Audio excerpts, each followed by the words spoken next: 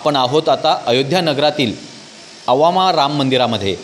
या राम मंदिराचं वैशिष्ट्य म्हटलं म्हणजे या ठिकाणी अनेक देवी देवतांचं स्थान या ठिकाणी आहे। राम दरबार असेल, राम महल असेल, गुरूंचं आश्रम असेल, त्या पद्धतीनेच लक्ष्मी नारायण मंदिर असेल, दुर्गा मातेचं मंदिर असेल, गणपती बाप्पाचं मंदिर असेल, अशी विविध मंदिरं या ठिकाणी आहेत।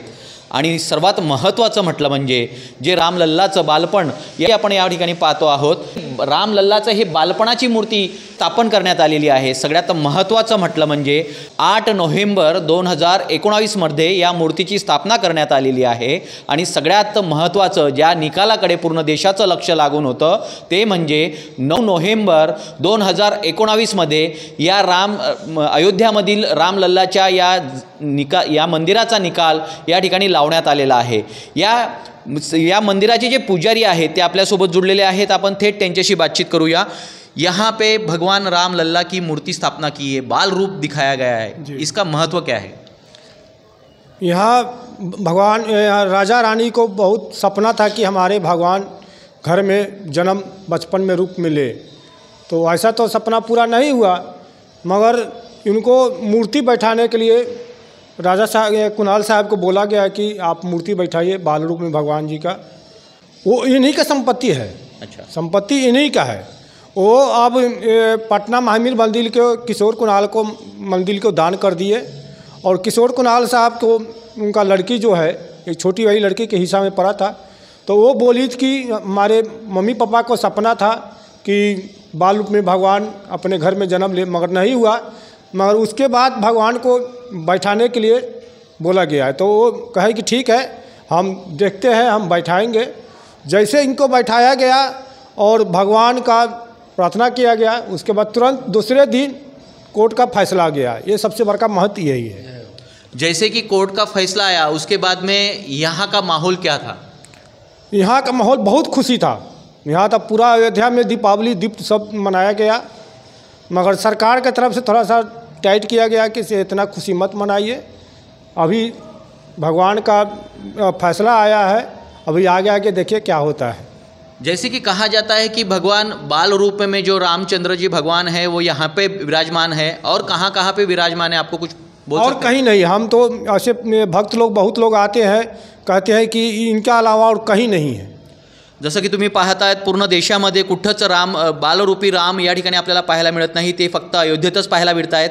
आणि सगळ्यात महत्त्वाचं म्हटलं म्हणजे ऐसा कहा जाता है कि जैसे अभी ये जो मुख्य मंदिर बन रहा है जो राम राम लल्ला का है, वो मंदिर में भी बाल रूप ही बिठाने वाले हैं, क्या कहा जाता है? बाल रूप में बैठाने वाले हैं। 3 मूर्ति आ चुका है, जिसमें एक मूर्ति को लोग फैसला किए हैं जो नीले कलर का है। वो कौन सा रूप है वो मूर्ति का? बाल रूप का है। बाल रूप का है जी।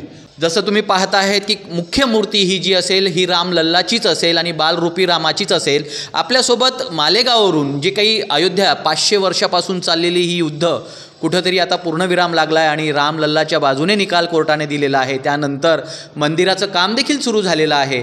आता 22 जानेवारीला पंतप्रधान नरेंद्रजी मोदी, गृहमंत्री अमित शहा, मुख्यमंत्री आदित्य योगीनाथजी यांच्या उपस्थितीत, अनेक मान्यवरांच्या उपस्थितीत जे कारसेवक आहेत त्याचप्रमाणे संत महंत जे देशभरातून येणार आहेत ते देखील या कार्यक्रमाला उपस्थित राहणार आहेत। म्हणून मी कुठंतरी या देशाचा नागरिक म्हणून आणि रामभक्त म्हणून काहीतरी देणं लागतो या विचारांनी मालेगाववरून पैदल यात्रा यांनी काढलेली आहे। ते आपल्यासोबत जुडलेले आहेत, आपण त्यांच्याशी थेट बातचीत करूया।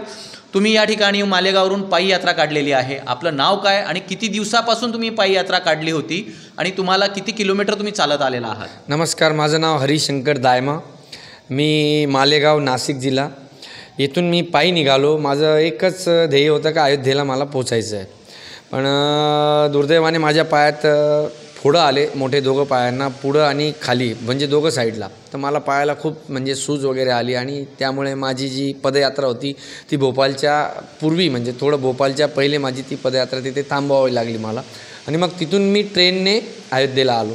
माझं एकच उद्देश होतं रामलल्लाचे दर्शन घ्यायचे। आज 500 वर्षापासून जे आक्रांतांनी आपलं मंदिर पाडलं त्याचा जे निर्णय लागला, साधू संत महंतांचं जे योगदान होतं ते सर्व, आणि अयोध्येचे दर्शनही घ्यायचे होते माझे, ह्या हेतूने मी पायी निघालो। आणि इथे आल्यावर मला खूप प्रसन्नता आहे। सर्वांना सांगतो एकदा अवश्य अयोध्येला या, रामलल्लाचे दर्शन घ्या।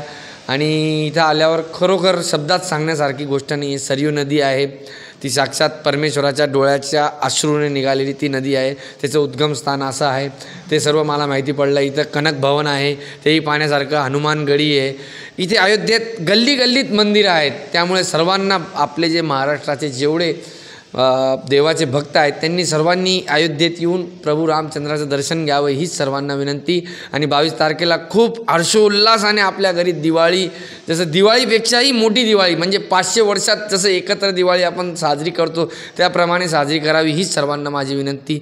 जय जय श्रीराम, जय जय श्रीराम, जय जय श्री. जसं की आपण पाहतोय की जसं या ठिकाणी 22 तारखेला या मंदिराचं स्थापना होईल आणि उद्घाटन होईल, त्यानंतर प्रभू रामचंद्र दरबारात बसतील, राजे विराजमान होतील, त्या दिवशी तुम्ही सर्वांनी मिळून दिवाळी साजरी करावी असं रामभक्तांचं म्हणणं आहे. पाहत राहा स्पॉट न्यूज महाराष्ट्र, अयोध्या.